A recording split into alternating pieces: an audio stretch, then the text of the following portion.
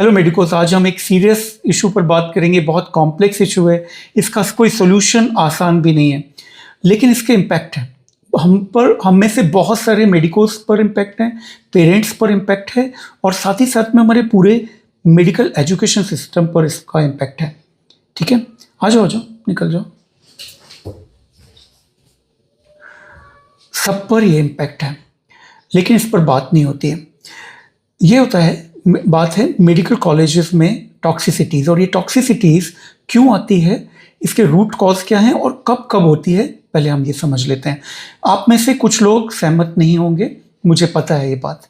सहमति नहीं होने की वजह आपका एक पूर्वाग्रह भी हो सकता है, जो एक कंडीशन हो जाता है माइंड। लेकिन मैं प्री कंडीशन माइंड से बात नहीं करूँगा।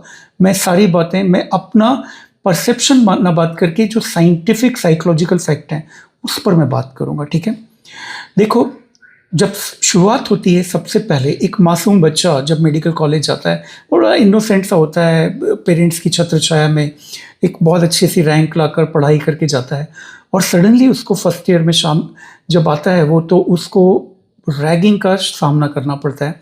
उसको पता चलता है ये जो आप लोगों ने टर्मोलॉजीज बदल दी हैं, interaction, personality developmental programme, PDP, अलग अलग टर्मोलॉजीज हैं, और इसके खिलाफ हमारी सुप्रीम कोर्ट की बहुत स्ट्रिक्ट गाइडलाइन है। इसे पूरी तरह से क्रिमिनल एक्ट सुप्रीम कोर्ट ने घोषित किया है। बहुत लंबी स्टडीज़ के बाद रंगनाथन कमेटी थी जो वो स्टडी, और जो अमन कुचू की अनफॉर्चुनेट डेथ हुई थी हिमाचल प्रदेश के एक मेडिकल कॉलेज में, और उसके फादर ने जब फाइट किया था, उसके बाद ये सारी कमिटीज़ बनी और इसके रिकमेंडेशंस आए रैगिंग के। और उसके पहले बहुत बच्चों ने जान खो दी थी, और जब भी सुप्रीम कोर्ट की गाइडलाइंस आई तो रियली बहुत कर्ब हुई थी। लेकिन ये फिर से रीसरफेस होने लगी, क्योंकि लोगों को समझ आया कि लॉ होना एक अलग चीज़ है और लॉ का इम्प्लीमेंटेशन एक अलग चीज़ है। तो इम्प्लीमेंटेशन करना बहुत मुश्किल काम है जो एंटी रैगिंग लॉज हैं, और वो क्यों हैं वो भी मैं आता हूँ।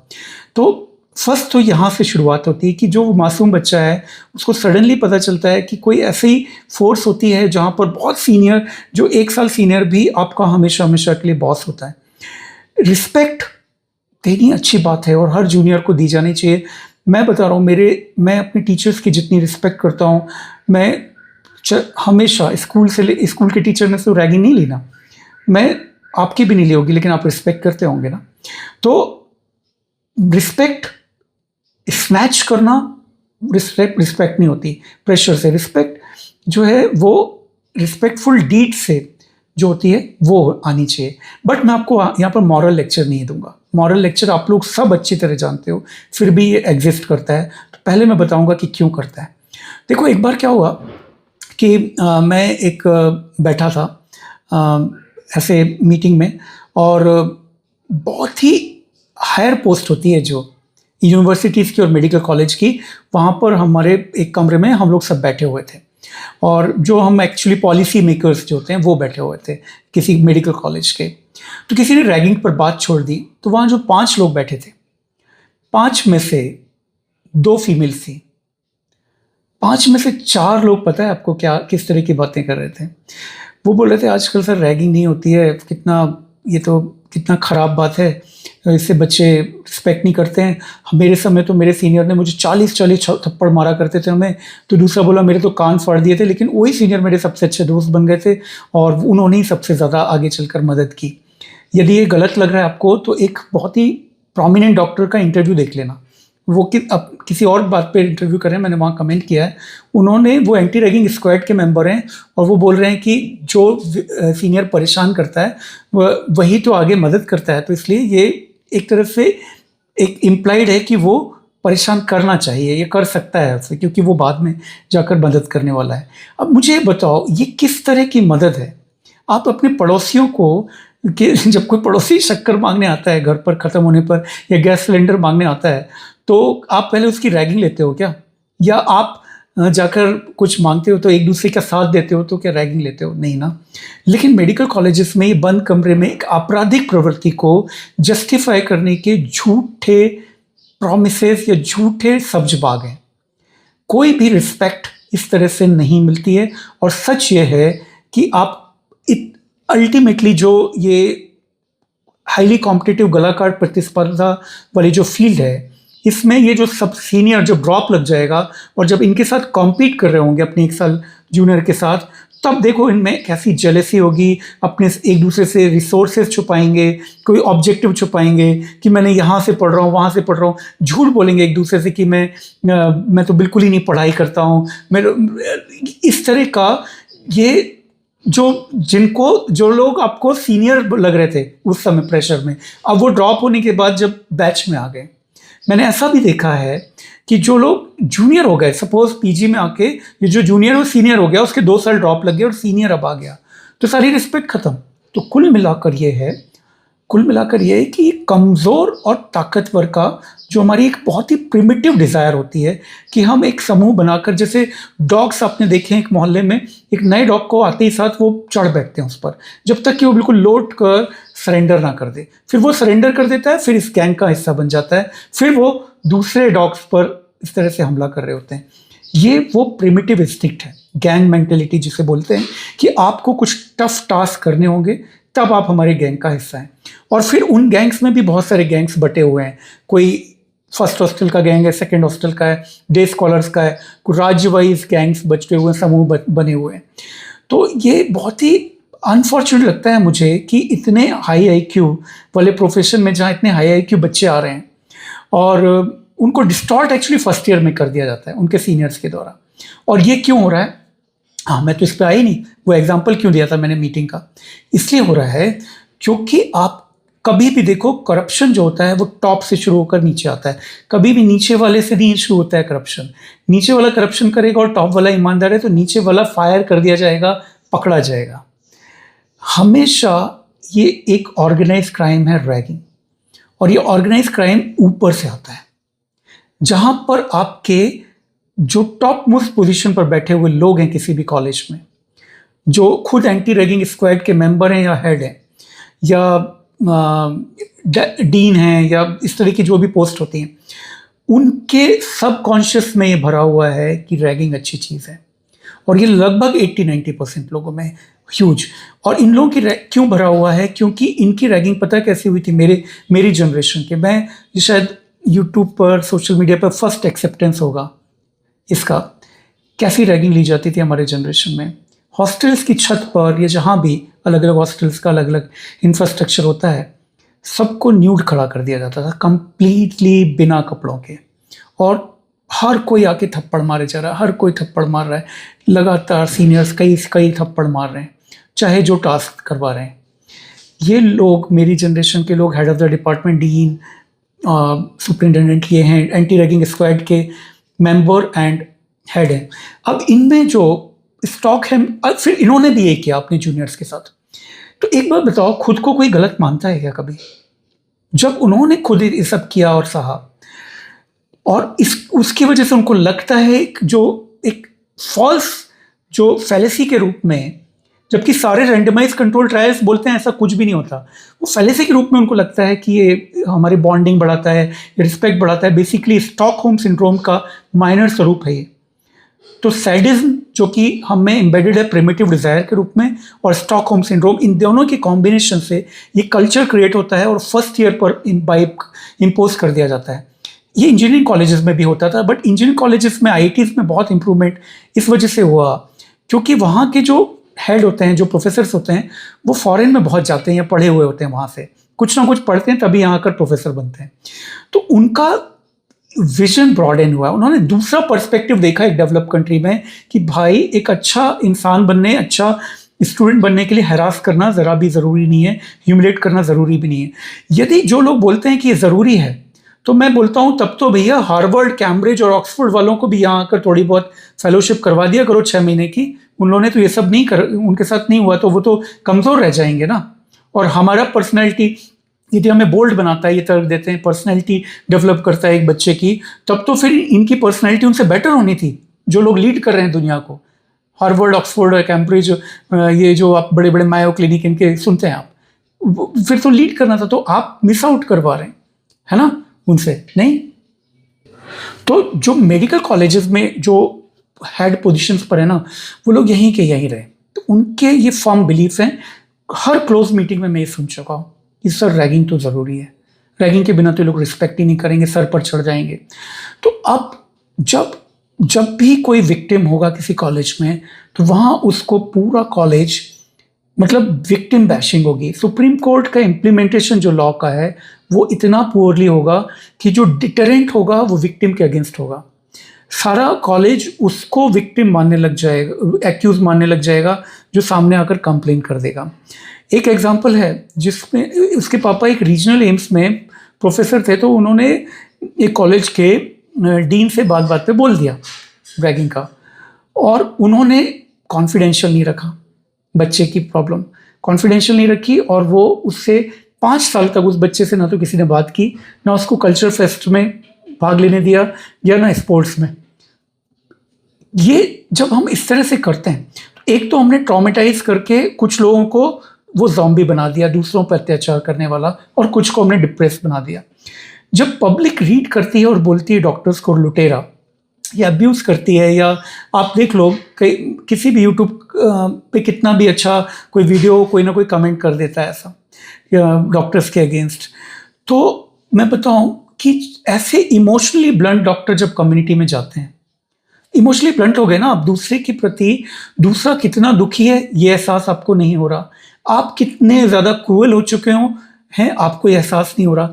तो आपके इमोशंस को जब ब्लंट बना दिया गया हो, और फिर आप एक एम्पैथी वाले, जहाँ पर आपको हीलिंग प्रोफेशन है, वहाँ पर मार्केट में डाल दिया गया हो, तो क्या आप 24 घंटे एक्टिंग कर सकते हैं? नहीं कर पाएंगे। वो रीड कर लेगी पब्लिक आपके एक्ट्स पे, आपके भीतर से एम्पैथी खत्म हो चुकी होगी। तो ये बहुत बड़ा ह्यूज लॉस है मेडिकल प्रोफेशन में। मैं बताऊं किसी भी और प्रोफेशन में ये चालू रहे, लेकिन मेडिकल से इसको टोटली निकालना ज़रूरी है, निकाल फेंकना। बट मेरे जैसे सोचने वाले लोग, मैंने तो देखा अपनी माइनॉरिटी में, मुझे लगता है कि मैं माइनॉरिटी में हूँ। आप बताना कि आपकी सोच क्या है।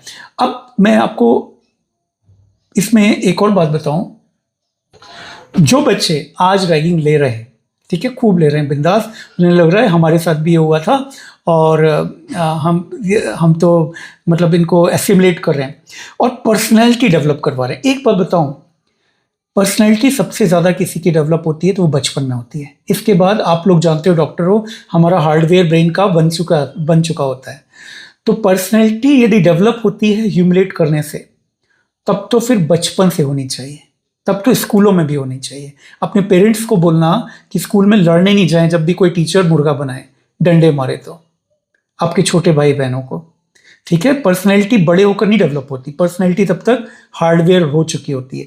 बड़े होकर तो सिर्फ आप पोस्ट ट्रॉमेटिक स्ट्रेस डिसऑर्डर के शिकार होते हो, डिप्रेशन एंग्जाइटी के शिकार होते हो, पर्सनैलिटी नहीं बदलती आपकी, ठीक है। दूसरा, यदि बदलती भी है, आप सोच रहे हो कि किसी बच्चे की पर्सनैलिटी आप बेटर करवा रहे हो, भाई आपको राइट किसने दिया? आपको कौन ही पेमेंट दे रहा है पर्सनैलिटी बदलने की? कोई दे रहा है आपको? पर्सनैलिटी बदलने का काम आपके टीचर्स का है और पेरेंट्स का है, किसी बच्चे के। आपको इससे कोई लेना देना नहीं होना चाहिए। कोई बच्चा घुन्ना है, चुप रहता है, इंट्रोवर्ट है, शाय है, चाहे जो, आपका क्या लेना देना है। बट मुझे पता है ये मैं मॉरल लेक्चर से तो बात नहीं बनेगी, इसके हमें सॉल्यूशंस पर भी और भी बात करनी पड़ेगी कि हमें क्या करना चाहिए, है ना।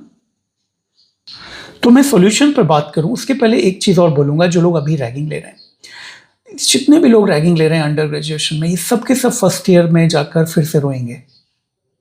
जिनको लग रहा है कि बड़ा अच्छी चीज़ है रैगिंग, तो ये फर्स्ट ईयर हाउस ऑफिसर जब बनेंगे किसी भी surgical medicinal branch, hectic branch में, जैसे कि ऑर्थो, गायनी, पीडिया, जनरल सर्जरी, ये फिर से रोएंगे। मैंने फर्स्ट ईयर में फूट फूट के आंखें आंसू बहाते देखा है बहुत लोगों को।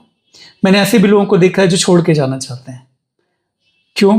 अगेन, आपके प्रोफेसर तक से लेकर आपके सीनियर तक के दिमाग में ये है कि फर्स्ट ईयर जो है उसको तो अच्छे से घिसना है, उसको तो अच्छे से टाइट करके रखो। ऐसा वो इतनी हिंट होती है बस प्रोफेसर की, जरा टाइट करके रखो।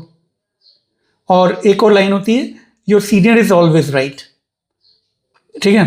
तो ऑलवेज राइट तो कोई नहीं होता, भगवान से भी मतलब गलतियां हो जाती हैं। लगता है वो जो बेबीज कंजेनिटल बर्थ डिफेक्ट्स के पैदा होते हैं, हमारे पेरेंट्स भी पूरी तरह सही नहीं होते, कोई भी सही नहीं होता पूरी तरह।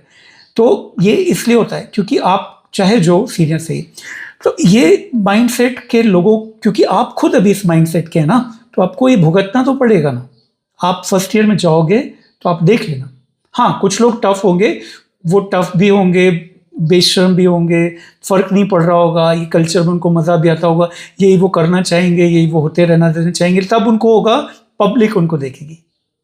ऐसे लोगों को फिर पब्लिक देखती है। आपको बता दूं, ये प्रोफेशन में ये लोग किसी को हैरास करने आए हैं, उनको मैं बता दूं कि प्रोफेशन बिल्कुल अनफिट है फिर आपके लिए। ये प्रोफेशन सिर्फ और सिर्फ मदद, एम्पैथी, दया, करुणा, प्रेम का है। उस प्रोफेशन में जाना था जहां आपको थोड़ा दबंगई, थोड़ा सा किसी को मारना पीटना है तो पुलिस है आपके लिए, फौज है। यहाँ आपको मिलता है दुश्मन को मारने, कोई अपराधी को मारने मिलता, आपका जो ये शौक है भीतरी वो पूरा होता है। आप आए इसमें और आपने अपनी पर्सनैलिटी में इतना ज़्यादा कॉन्ट्राडिक्टरी ट्रेट भरा हुआ है, तो इंट्रोस्पेक्ट करो अपने आप को। आपको पब्लिक में आप अकेले होगे, आपका एक भी ना तो सीनियर, जो स्टॉकहोम सिंड्रोम की वजह से आप जिसको बड़ा हितैषी मान रहे हो, आपका कोई हितैषी नहीं है, कोई हितैषी नहीं है। मैं और ये एक और चीज़ बता दूं, बहुत बड़े डरपोक होते हैं डॉक्टर्स, बहुत बड़े। हमारे प्रोफेशन में हम किसी को सजा नहीं दे सकते, हम बचा सकते हैं, सिर्फ हमारी ताकत बचाने की है, मारने की नहीं है। तो ऐसे में हमारी जो पब्लिक है वो वैल्यू करती है बचाने वाली की कम, सजा दे सकने वाली की ज़्यादा वैल्यू करती है। ठीक है, ये समझ लीजिए आप। भले वो कहावत में बोला जाता हो मारने वाले से ज़्यादा बड़ा बचाने वाला है, बट पब्लिक में डर इसलिए IAS IPS वगैरह का ज़्यादा होता है। आपसे ज़्यादा किसी गुंडे के सामने लेट जाएंगे लोग, लेकिन आपसे बदतमीजी करके जा सकते हैं वो, क्योंकि आपका कोई डर नहीं है पब्लिक में। इस वजह से पब्लिक में आपको कोई बचाएगा तो वो खुद पब्लिक है। वो कैसे? जब आप अपना नेचर का ऐसा रिप्रेजेंटेशन दोगे कि पब्लिक को लगेगा यार ये इंसान कितना अच्छा है, ये डॉक्टर कितना अच्छा है, कितना मदद करता है, कितना सॉफ्ट स्पोकन है, हम्बल है, वो आपके लिए खड़े हो सकते हैं। ठीक है, आपका कोई वो सीनियर नहीं आएगा। मैंने डरपोक का बोला ना आपको, एक एग्जांपल है। एक बार एक लड़के को खूब हरास किया किसी ने, तो उसने नॉर्मल रूट नहीं लिया। नॉर्मल रूट तो दबा दिया जाता है, मैंने बता दिया आपको कि विक्टिम, पूरी तरह से विक्टिम को बोला जाएगा कि तू तो डिप्रेस है, अरे वो तो कमज़ोर है। ये जो मीटिंग में बैठे हुए लोग जो बोल रहे थे, मैंने एक तर्क दिया तो उसने बोला अरे सर आजकल तो वो बहुत ओवर पैम्परिंग होती है बच्चे की, इसलिए वो जो है सह नहीं पाते हैं। क्या मतलब है उसका? नंगा करवाना सहना है उसको, बच्चे को? किसी रोड चलते हुए को आप करवा सकते हो ये बात? कितना बड़ा क्राइम है ये, कितना बड़ा क्राइम है। एक रूम में आप ये करवा के देखो, बिना मतलब को उसको मार के देखो किसी रोड चलते को। बट उसकी ये थॉट प्रोसेस है कि वो बच्चा यदि ये सब नहीं सह रहा है तो इसका मतलब है कि वो बड़ा सेंसिटिव है और उसकी ओवर पैम्परिंग हुई है, और वो डरपोक है। डरपोक दरअसल वो है जो सक्कम कर रहा है इन सिचुएशंस पर। पूरे का पूरा बैच सक्कम कर रहा है डर की वजह से, और ये डर आपके भीतर फर्स्ट ईयर से डाल दिया जाता है। और ये डर आपके भीतर जब आप प्रैक्टिस में आते हो तब भी होता है। मैंने डीन लोगों को देखा है, मैंने बड़े बड़े ऑफिसर्स को देखा है जो IAS अफसर के आगे इस तरह से कमज़ोर दिखाई देते हैं। मैं बोलना चाह रहा था कि मतलब बट मैं नहीं बोल रहा, ठीक है। मैं मतलब बहुत डरते हैं ऑफिसर से, मिनिस्टर से, जो सीनियर IAS, क्योंकि उनके भीतर अपनी कोई स्ट्रेंथ नहीं। और फर्स्ट ईयर से ये हायरकी का डर उनको उनके मन में सबकॉन्शियस में बिठा दिया जाता है। जहाँ पर एक 100 लोगों का समूह, एक 4 लड़के यदि खड़े हुए हैं, उनसे डर रहा हो और थप्पड़ खा रहा हो, ठीक है, मुर्गा बन रहा हो उनके कहने पर। तो ये डर जो है आप सोसाइटी में भी आप लेकर जाते हो, तो या तो डर लेकर जाते हो या एट्रोसिटी लेकर जाते हो अपने दिमाग में। सोल्यूशन क्या है? सॉल्यूशन, एक तो मेरा वीडियो यदि किसी सीनियर IAS अफसर या सुप्रीम कोर्ट के किसी भी जज वगैरह सर के पास पहुंचता है तो सर मैं आपसे हाथ जोड़कर एक विनती करूंगा कि इस पर आप एक कोई कोवर्ट इन्वेस्टिगेशन कराएं।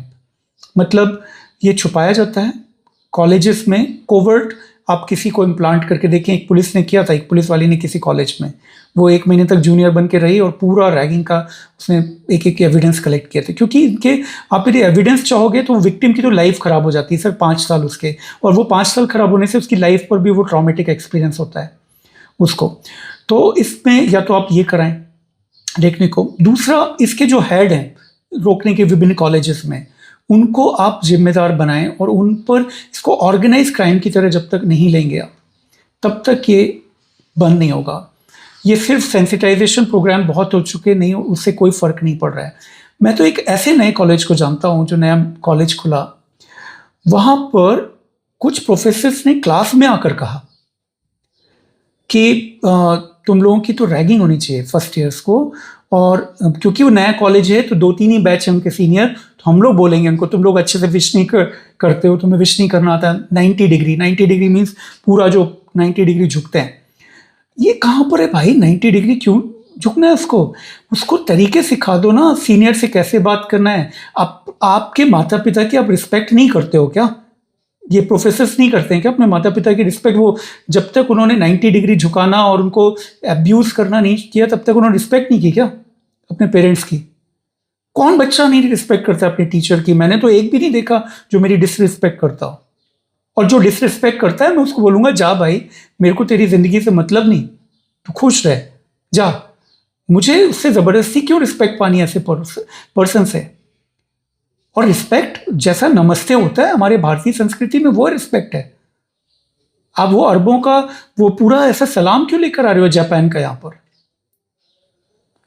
तो क्या थॉट प्रोसेस है जिस बियॉन्ड ये उन लोगों की जो 50 ईयर्स के हो चुके हैं, 60 ईयर्स के होते हैं। मैंने ऐसे भी प्रोफेसर देखे जो बच्चे रैगिंग नहीं देते उनके मार्क्स कट करते हैं।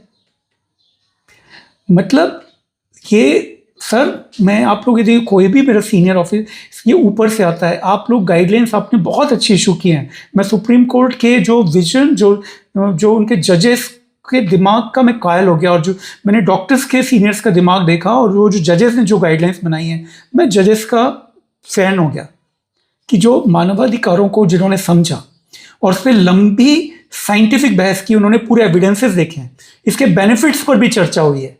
रैगिंग के सब बोगस बेनिफिट्स हैं, झूठ हैं। आप जाके इनके रैंडमाइज कंट्रोल ट्रायल्स पढ़िए। ये एक प्रिमिटिव प्रैक्टिस है, बहुत प्रिमिटिव, जो कि सिर्फ डेवलपिंग कंट्रीज जैसे कि पाकिस्तान, इंडिया, बांग्लादेश यहाँ पर हो रही हैं। किसी भी जहाँ पर यूरोपियन कंट्रीज हैं, अमेरिका है, यूके, यहाँ पर ये सब नहीं होता है। और यहाँ बेस्ट ऑफ बेस्ट यूनिवर्सिटीज़ हैं, बेस्ट ऑफ बेस्ट डॉक्टर बन रहे हैं, बेस्ट ऑफ बेस्ट रिसर्च हैं। तो आप लोग में से कोई भी यदि देख रहा है, ये वीडियो आप तक पहुंचता है, तो इसे आप हायर लेवल से कर्ब कीजिए। आप एक सेकेंड ईयर के, थर्ड ईयर के बच्चे को तो पनिश करने का रूल आपने बनाया है कि जो रैगिंग में हो वो कभी पनिश नहीं होता, वो झूठे पनिशमेंट्स होते हैं, वो सस्पेंशन वगैरह हॉस्टल से, वो सब दिखावा भर के होते हैं। असली ज़िंदगी बर्बाद होती है उस विक्टिम की, जो कि सामने आता है, कंप्लेन करता है। लोग कॉन्फिडेंशियल तक नहीं रखता है एडमिनिस्ट्रेशन, क्योंकि उसको गलत मान रहा होता है। एडमिनिस्ट्रेशन को इज्जत का पड़ी रहती है कि हमारे कॉलेज की बेइज्जती ना हो। अरे भाई, बेइज्जती आपके अपराध होने से है आपके यहाँ पर, उसको छुपाने से नहीं है, उसको बताने से नहीं। तो ये थॉट प्रोसेस है सर। तो इसको आप लोग जस्ट 4-3 कॉलेज और 3-4 प्रोफेसर्स को ऐसे पकड़ लेंगे ना आप, जो कि रैगिंग को चुपचाप हवा देते हैं या छुपाते हैं, ये तो आप यदि इनको इस ऑर्गेनाइज क्राइम का हिस्सा बनाएंगे, बाकी सब में ये मैसेज आएगा। यहाँ पर बहुत डरते हैं डॉक्टर्स, जजेस से, कोर्ट से, IAS से, सबसे डरते हैं, लेकिन बहुत से उसके सुप्रीम कोर्ट की गाइडलाइन को बेवकूफ़ बनाते रहते हैं। उन्होंने लिखा है ragging is prohibited, only interaction is allowed. तो वही रैगिंग को टर्मोलॉजी बदल दी इन्होंने, इंटरेक्शन कर दिया बस। तो सर, ये लोग आपको बेवकूफ़ बना रहे हैं, ठीक है? और ये मासूम बच्चे जो बिल्कुल दिल से मासूम होते हैं, जिनको बायोलॉजी, केमिस्ट्री, फिजिक्स पता होती है, वो जाके यहाँ पर क्रूरता सीखते हैं, हैरेसमेंट सीखते हैं, जबकि इस प्रोफेशन में इसकी कोई भी ज़रूरत नहीं है। क्या IITs में अच्छे प्रोफेशनल तैयार नहीं होते? क्या IITs में IITs वाले सफल नहीं होते, या उनकी पर्सनैलिटी बोल्ड नहीं होती? मैं आप लोगों से पूछना चाहता हूँ। IITs में मेरे एक फ्रेंड का बच्चा गया, एक फ्रेंड का बच्चा बिट्स पिलानी में गया, एक IIT में गया। वहाँ पर सीनियर्स ने वेलकम किया है, सामान उठा के उसके हॉस्टल में रखवाया है, उसको उसके कमरे में जमाने में हेल्प किए। वहाँ से क्या, अरे डॉक्टर से बहुत आगे निकल रहे हैं IIT वाले, ज़्यादा बड़े बड़े स्टार्टअप, ज़्यादा बड़ा नाम कमा रहे हैं। आप लोग क्या हो, हम लोग क्या हैं? तो ये यार कम से कम हैरासमेंट वगैरह के कल्चर से निकलो। और जो लोग आज हैरास कर रहे हैं सोच रहे हैं कि वो तो मजे कर लें सैडिज्म का, वो फिर से साइकिल में ट्रैप होंगे क्योंकि फिर से जूनियर बनेंगे। और सिर्फ एमडी में नहीं होता भाई, डीएम में जाके फिर होगा, एमसीएच में भी होगा, हर फर्स्ट ईयर आपका ऐसा जाएगा। और फिर सबसे बड़ा, जब मार्केट में आओगे वहां का फर्स्ट ईयर भी ऐसा जाएगा। ये जो सो कॉल्ड सीनियर है, एक भी आपको पेशेंट नहीं बेच रहा होगा, एक भी आपका ब्रांड बनाने में हेल्प नहीं कर रहा होगा, कुछ चलने में जरूर आपको, आपके नीचे आपको खींचने में जरूर इंतजाम कर रहे होंगे। आपका कोई पेशेंट जाएगा, उसको हल्का सा हिंट दे देंगे कि अरे ये तो इसको कुछ भी नहीं आता है। ये सो कॉल्ड सीनियर्स जिनके लिए आप बोल रहे हो ना, ये बड़ा रिलेशन बन जाता है। अरे आप लोग खुद ही फाइनल ईयर आते आते दो तीन से ज्यादा एक दूसरे के दोस्त नहीं रह जाओगे। 2 या 3 लोगों का दोस्त का ग्रुप होगा, लकी हुए तो, नहीं तो एक एक अकेला रह जाता है। कहने की बातें सिर्फ होती हैं कि दोस्ती टाइप की। तो क्या आईआईटी में नहीं होता? आईआईटी वालों ने क्या किया है, उनके मार्कशीट वगैरह में लिखना शुरू कर दिया है। यदि वो इसमें पकड़े गए तो इससे उनके प्लेसमेंट सीधे सीधे अफेक्ट हो रहे हैं, सीधे प्लेसमेंट। तो हमारे लोग डर से चलने वाले लोग हैं बहुत सारे, समझाने से कोई असर नहीं होता, कुछ नहीं होता। और ये लोग जो अपने से कमजोर को डराते हैं, वो अपने से ताकतवर से भी डरते हैं बहुत ज्यादा। तो ये अपने से सीनियर्स को खूब रैगिंग देते थे, अब ये अपने से कमजोर को खूब रैगिंग ले रहे हैं। ये साइकिल इनका जिंदगी भर चलेगा। इनके सामने कोई आईएएस अफसर आ जाएगा, ये जमीन पर लौट जाएंगे जैसे कि एक डरता हुआ डॉग लौट जाता है। ये इनके सामने कोई गरीब फटीचर कपड़े पहनकर आ जाएगा, उसको ये लोग तू करके बात करेंगे, उसको, वो नीचे बैठा रहेगा कुर्सी के, उसको कुर्सी नहीं देंगे। वो उसका बच्चा उल्टी कर देगा, उससे उल्टी खुद ही साफ करवाएंगे। वो वार्ड बॉय या कोई सफाई कर्मचारी नहीं आएगा करने। तो असली स्ट्रेंथ किसी व्यक्ति की पता चलती है तो वो तब पता चलती है जब वो अपने से कमजोर से कैसा बिहेव कर रहा है। ठीक है, अपने से ताकतवर से तो सब लोग अच्छा बिहेव करेंगे, लेकिन जब अपने से कमजोर से अच्छा बिहेव करते हो तो आपके भीतर स्ट्रेंथ रहती है कि कोई भी हो, मेरे लिए पेशेंट हमेशा पेशेंट है।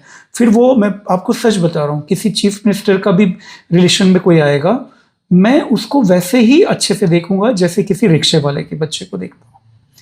हो चुका है एक बार, सुषमा स्वराज जी एम्स कैजुअलिटी में मैं पोस्टेड था, तो उनके वो कैबिनेट हेल्थ मिनिस्टर थी, माननीय सुषमा स्वराज जी। बहुत ही अच्छी लेडी, बहुत ही आर्टिकुलेट, बहुत ही तो वो थी, और वो कैबिनेट हेल्थ मिनिस्टर थी। तो कैबिनेट हेल्थ मिनिस्टर जो होता है by default AIIMS new Delhi का हेड भी होता है।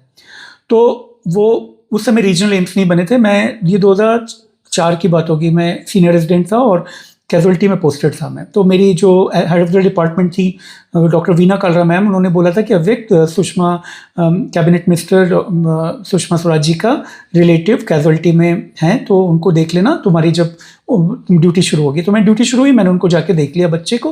वो बिल्कुल बच्चा ठीक था और स्टेबल था। तो कैजुअलिटी के बाजू में एक वीआईपी रूम होता है, उसमें था। तो तभी वो आई सुषमा जी, कुछ देर बाद मैं ड्यूटी पर था, और तो मेरे पास भागते हुए कंसल्टेंट्स लोग आए, भागते भागते आए सभी सीनियर कंसल्टेंट्स जो वहाँ के इंचार्ज थे, कैजुअलिटी इंचार्ज कंसल्टेंट और अन्य लोग, कह रहे वो कैबिनेट हेल्थ मिनिस्टर आई हैं, जल्दी चलो अव्यक्त। तो मैंने बोला सर, मैं उस समय एक बच्चा वेंटिलेटर पर आ गया था, एक क्या इनफैक्ट 2 आ गए थे, एकदम से सीरियस 2 बच्चे एक साथ आ गए। तो मैं उसको अपने जूनियर रेजिडेंट के साथ मिलकर मैनेज कर रहा था। वेंटिलेटर पर मुझे से रखना था, एक को मैं रख चुका था, दूसरे को इंट्यूबेट करके रखना था। मैंने बोला सर इसको इंट्यूबेट कर लूँ और फिर मैं आता हूँ। उन्होंने बोला अरे वो कैबिनेट मिनिस्टर है जल्दी। मैंने बोला सर इसको कैसे छोड़ सकता हूँ, आप उनको बता दीजिए ना सर, ये बहुत सीरियस में, मैं आ रहा हूँ सर। और मैं उसको मैनेज किया। मैं लगभग 10 मिनट्स के बाद उसको पूरा प्रॉपरली इंट्यूबेट करके अपने जेआर को समझा कर गया जब बाजू के रूम में, तो वो वहाँ पर थी अपने रिलेटिव के साथ। उन्होंने मुझसे बेटा बेटा करके बात की। मैं उस समय 26-27 साल का लड़का रहा हूँगा, और बेटा करके उन्होंने मुझे बात की और मुझसे पूछा बेटा क्या हुआ है, इसको कैसे ठीक हो जाएगा कि नहीं, वगैरह वगैरह। और अपने रिलेटिव्स को क्या कहा उन्होंने, अरे तुम लोग क्या अपोलो भागते रहते हो प्राइवेट में, देखो हमारे एम्स में कितने अच्छे डॉक्टर्स हैं, इनके पास क्यों नहीं आते, ऐसा करके उन्होंने बोला। तो मैंने क्या कहा आपको, उस समय वीआईपी पेशेंट कौन था मेरे लिए, जो ज़्यादा सिक था। यही भाव आपका डॉक्टर के भीतर होगा। मैंने देखा पॉलिटिशियन बहुत समझदार होते हैं ज़्यादातर, मैंने राबड़ी देवी जो लालू प्रसाद यादव के भी एक उनकी बहन के बच्चे को एम्स में ट्रीट किया, उन्होंने कभी हमें परेशान नहीं किया। हमने वसुंधरा राजे सिंधिया जी के जो दुष्यंत जी के बेटे को ट्रीट किया वहाँ, कब उन लोग समझते हैं, ठीक है। ये आपके भीतर का डर होता है। और आप यदि चमचागिरी की आदत आप यदि ये अपने से किसी की चमचागिरी करवाना चाहते हो तो उनके भी चमचे बन जाओगे आप। तो भाई डॉक्टर किसी के ना तो ऊपर होता है ना किसी के नीचे होता है, वो इंडिपेंडेंट होता है। डॉक्टर और टीचर ये दो प्रोफेशन है, ऐसे हैं। तो ये इसका सबसे बड़ा एडवांटेज इस प्रोफेशन का। मैं क्यों एडमिनिस्ट्रेशन में नहीं जाना चाहता, इसलिए क्योंकि मैं एडमिनिस्ट्रेशन में जाऊंगा तो बहुतों के नीचे आ जाऊंगा। मैं बोलता हूँ डॉक्टर ना तो किसी के नीचे ना किसी के ऊपर है, मेरे से ना तो कोई ऊपर है ना मेरे से कोई नीचे है, सब बराबर है। जैसा मैं हूँ वैसे बाकी सब हैं, ऐसे ही टीचर होता है। तो ये इतना बड़ा एडवांटेज को खोकर आप किसी की चमचागिरी करना चाहते हो, किसी से चमचागिरी करवाना चाहते हो, बराबरी से ट्रीट करो। और जूनियर्स में ये सच है, स्टॉकहोम सिंड्रोम की वजह से जो लोग रैगिंग नहीं लेते हैं वो या हरास नहीं करते, उनके कम जूनियर्स क्लोज होते हैं। उसका साइकोलॉजिकल एस्पेक्ट मैं आपको समझा देता हूँ, ये कैसे प्ले होता है स्टॉकहोम सिंड्रोम। जैसे मैंने कभी किसी की रैगिंग नहीं ली, तो ये था कि मेरे से बहुत जूनियर बहुत अटैच नहीं रहते थे। बहुत सारे लोग मतलब मेरी तारीफ मेरे जूनियर नहीं करते होंगे उस वक्त, अब मुझे नहीं पता, उनका पर्सपेक्टिव मैच्योर होने के बाद बदला होता। तो उसका वजह ये होता है इस साइकोलॉजी का कि जब हम किसी पर बहुत ज़्यादा फियर इनकलकेट कर देते हैं, किसी व्यक्ति पर बहुत भयंकर डरा देते हैं उसको, और जब वो फियर को हम सडनली विड्रॉ कर लेते हैं एक दिन और उसके गले में हाथ डाल के उसको दोस्त जैसा बना देते हैं, तो उसके ब्रेन में सडनली जो डिप्रेशन करने वाले एंजाइटी वाले हार्मोन सीक्रेट हो रहे थे, वो सडनली डोपामिन और सीरोटोनिन का सर्ज होता है और ये मैसेज खुश हो जाता है वो, और उसको लगता है कि ये व्यक्ति तो इसके हाथ में मैं पूरी तरह कैप्चर था, ये चाहता था और इस अत्याचार को कंटिन्यू रख सकता था, ये तो कितना अच्छा है, ये तो अब मुझ पर अत्याचार नहीं कर रहा। तो इस वजह से स्टॉकहोम सिंड्रोम का अफेक्शन उस पर्सन के साथ शुरू हो जाता है। मेरा एक दोस्त था, वो बहुत लोग बदलते हैं, मैं ये वीडियो बना रहा हूँ ना, इससे कुछ लोग बदलेंगे, कुछ लोग भी बदले तो सक्सेसफुल है वीडियो। एक दोस्त है मेरा, वो बहुत ही क्लोज है और बहुत बड़ा डॉक्टर है इंटरनेशनल, मतलब दूसरे देश में है वो, मैं आइडेंटिटी नहीं बताऊंगा, वो गुस्सा हो जाएगा। तो बहुत ही क्लोज फ्रेंड है मेरा। तो वो बहुत स्ट्रांग था फिजिकली, उसके हाथ इतने बड़े बड़े, मेरे से डबल साइज के। तो उसने क्या किया कि एक जैसा होता है कि एक स्टूडेंट को रैगिंग में जैसे लाइन से खड़ा कर दिया गया हमारे जूनियर बैच को, उसने थप्पड़ मारे उसको बहुत। और वहाँ ऐसा माहौल था, मैं भी था, कि सब लोग सारे सीनियर मेरे बैच के सब लोग मार रहे हैं सब जूनियर्स को, और मैं मेरे लिए बहुत दुखदाई था। लेकिन वो होता है ना, मैं कल्चर को बदलनी था, हम ये कल्चरल प्रॉब्लम है इसलिए इतनी कॉम्प्लेक्स है सॉल्व करना। मैं जब उसके साथ लौट रहा था तो मैंने बोला, देख तू इतना अच्छा लड़का है, तेरे से उम्मीद नहीं है, मैं तेरे को दो ऑप्शन दे रहा हूँ, या तो तू मेरा दोस्त रहेगा या ये नेक्स्ट टाइम कभी नहीं करेगा, नेवर एवर। उसने वाकई, वो मेरा दोस्त है, कभी नहीं किया ये बात, उसने गलती मानी अपनी, और आज भी बोलता है कि वो बहुत ही प्रिमिटिव इंस्टिंक्ट थी और बहुत गलत है और इंडिया से एबॉलिश होनी चाहिए और ये बहुत गलत कल्चर है, वो खुद बोलता है, जो कि कभी रैगिंग ले रहा था। ठीक है, तो उम्मीद करता हूँ आप लोग ये सब समझते हुए इसको बदलाव करोगे। सोल्यूशन मैंने बताया कि इसको ऑर्गेनाइज क्राइम की तरह देखने की ज़रूरत है और अथॉरिटीज़ को उन लोगों को रिस्पॉन्सिबल बनाने की ज़रूरत है जिन पर इसको कंट्रोल करने की जिम्मेदारी है। एक पेरेंट्स से आपको ज़रूर बताना, कितना भी कहा जाए, सुसाइड हो रहे हैं, डिप्रेशन हो रहे हैं, और ऐसे में होते हैं जब आप कम्युनिकेट नहीं कर रहे होते। अपने भाई अपने पेरेंट्स को ज़रूर बताएं। पेरेंट्स को चाहिए कि अपने बच्चे को टोटली बिल्कुल किसी ऐसे मत छोड़ दीजिए, उसका बैकबोन बनिए मुसीबत में। आप मुसीबत में साथ नहीं होगे तो दुनिया में उसके कौन होगा, आपसे बड़ा दोस्त कोई नहीं है। ठीक है। 4, एक लिमिट तक, क्योंकि ये कल्चरल प्रॉब्लम है तो स्मार्टली हैंडल कीजिए। मैं नहीं बोलूँगा कि आप सामने आकर कोई भी चीज़ करिए और सामने आकर विरोध करिए, अकेले मत पड़िए। स्मार्टली ऐसी जगहों पर मत जाएं, आइसोलेटेड ना हो कहीं भी, और एक लाइन क्रॉस हो रही हो तो अपने पेरेंट्स को ज़रूर कम्युनिकेट करें। आप कभी भी खुद कुछ भी ना करें, ना तो लड़ाई ना कोई कंप्लेन, अपने पेरेंट्स को हैंडल करने दीजिए। बाहर आपके पेरेंट्स को इतना सक्षम होना चाहिए कि वो फाइट आउट कर सकें। कई बार ऐसे जो माइंडसेट के लोग होते हैं, इनके पॉलिटिकल कनेक्शंस होते हैं, जिससे डॉक्टर्स, मैंने बताया डॉक्टर बहुत डरते हैं किसी भी आईएएस अफसर और डॉक्टर से। इनका एक फ़ोन हो जाता है तो आपके डीन वीन सब बिल्कुल, उनका रवैया जस्टिस वस्टिस कहीं नहीं रह जाता है उनका। वो बिल्कुल जस्टिस नहीं करते हैं, फिर उसी के फेवर में बात करेंगे। तो इसलिए आप अपनी स्ट्रेंथ आपके पेरेंट्स ही ज़्यादा अच्छा समझ सकते हैं, ठीक है। तो और जब तक ये कल्चरल, और अपनी ओर से आप यदि ट्रैप हो, आप इस साइकिल में हैं, तो अपने बैच में कुछ लोगों का एक समूह बनाएं जो ऐसा ना करे। मैं एक कॉलेज को जानता हूँ ऐसे, जहाँ पर उन लोगों ने बैच में ने डिसाइड किया कि हम तो नहीं करेंगे, ठीक है। तो ये पॉसिबल है कि एक बैच भी यदि डिसाइड कर ले तो ये विशियस साइकिल खत्म हो सकता है। आपका कोई प्रोफेसर आके आपको बोले कि करो, तो भाई वो जिम्मेदारी थोड़ी लेगा। यदि तुम सस्पेंड हो जाते हो एक दिन, तो दुश्मनी आपकी हो सकती है। सिर्फ ये नहीं होता इसमें, आपको एनिमल मूवी में जैसे रणबीर कपूर आया था ना, क्या पता वो कोई ऐसा वाला पल्ले पड़ गया आपके। तो हाँ, मैंने वो तो बताया नहीं कि अरे मैं बोलते बोलते भूल गया था कि एक हरास करा था एक स्टूडेंट, तो उसने अपने आउटसाइड हेल्प ली, मतलब अपने भाई को बताया। वो भाई हॉस्टल में 50 लोगों को लेके पहुंचा था। बहुत सालों पहले की बात है, बहुत साल की पहले की बात मैं बता रहा हूँ, लगभग 15 साल 18 साल हो गए होंगे। हॉस्टल में लेके पहुंचा था 50 लोगों को, और उनके हाथ में कुछ थे अभी। और ये जो सीनियर्स थे जो हरास कर रहे थे, एक जिसके पास गए थे इन लोग, उसको मुर्गा बना के माफ़ी मंगवाए हैं, और कोई सामने नहीं आया। जब बाहर के लोग लड़ने आए तो कोई नहीं आया, सब डर के भाग गए। हॉस्टल के भीतर, जहाँ 300 लड़के होंगे हॉस्टल के अंदर, उस समय लॉ वगैरह उतना इम्प्लीमेंट नहीं होता था हमारे समय, 15 साल 20 साल पहले। कॉलेज काफ़ी, उनसे पुलिस भी इतना ईजिली एंट्री नहीं करती थी। तो ये शेर वेर बन रहे हैं कमज़ोर के खिलाफ एक ग्रुप में, ठीक है। और आप यदि ऐसा कर रहे हो लीगली, ठीक है, आपको डर नहीं लग रहा, मैं समझता हूँ लीगली आपके फेवर में इस तरह से चीज़ें हैं कि आपके डीन वीन सब आपको बचाएंगे, और वो विक्टिम को आइसोलेट होने के लिए छोड़ दिया जाएगा।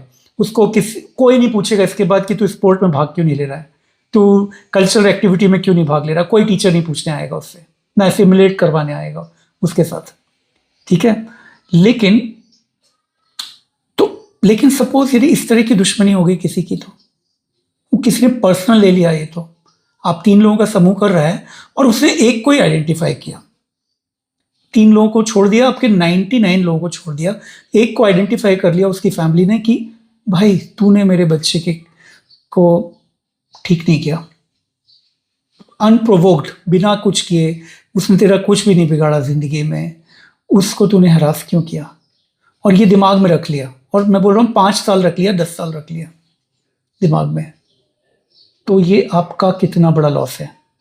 आप ये करने आए हो कॉलेज में, आपको चाहिए कि ये एक लंबी सुरंग, स्ट्रगल भरी सुरंग है, खूब अच्छे से पढ़ लिख कर जल्दी से पीजी में सेलेक्ट होकर कुछ करो। पब्लिक ऑलरेडी आपके खिलाफ है, जो टेरा मान रही है आपको बेईमान मान रही है। आप ऐसे टॉक्सिक एनवायरनमेंट में जंप करने जा रहे हो अकेले, कोई बैच नहीं आने वाला। और ये आपको गलत पट्टी पढ़ाई गई है कि रैगिंग लेने से स्ट्रांग पड़ जाते हैं, आप स्ट्रांग हो जाते हो बाकी बाद के अत्याचार सहने के लिए। ऐसा कुछ नहीं होता। आपको कितना भी रैगिंग ली गई हो, कितना भी मारा गया हो, मुर्गा बनाया गया हो, न्यूट किया गया हो, आपके डीन लोग तो हैं ना, ये सब सहे हुए हैं, ये सब सारे लोग, हमारी जनरेशन के लोग। लेकिन आज भी फिर से एक रात ऐसी गुजर जाए तो कल सुसाइड करने की नौबत आ जाएगी। यदि एक रात वैसी गुजर जाए जो कि रैगिंग के समय सीनियर्स ने गुजारी थी इस उम्र में, कोई रात को पकड़ कर बंद करके नंगा करके मारे रात भर, नहीं सह पाएंगे, ठीक है। तो ये गलत पट्टी मत पढ़ो अपने ऊट पटांग सीनियर से। अब आपकी बेस्ट दोस्त जो हैं मेडिकल कॉलेज में, वो बुक्स हैं। दूसरे नंबर के जो बेस्ट दोस्त हैं अच्छे टीचर, यदि आप आइडेंटिफाई कर पाते हो, जो मेंटर भी है, ठीक है। अदरवाइज सबके लिए तो जॉब है। थर्ड, आपके सबसे अच्छे दोस्त आपके पेरेंट्स हैं। फोर्थ, आपका सबसे अच्छा दोस्त वो 1 या 2 दोस्त है जो कंस्ट्रक्टिव माइंडसेट हो, जिसका जो कि पढ़ाई, गेम्स, कल्चरल, सिंगिंग, डांसिंग इसमें भाग लेता हो, ना कि सिगरेट, दारू, दूसरे को हरास करने में। इस तरह के दोस्त को अपने साथ रखिए, वो आपका सबसे अच्छा दोस्त है और हितैषी है। ये करोगे तो ज़िंदगी सक्सेसफुल होगी। यदि कुछ भगवान जैसी शक्ति है तो वो भी साथ देगी। दूसरे को हरास करोगे, कभी ना कभी आप पर आएगा। Thank you.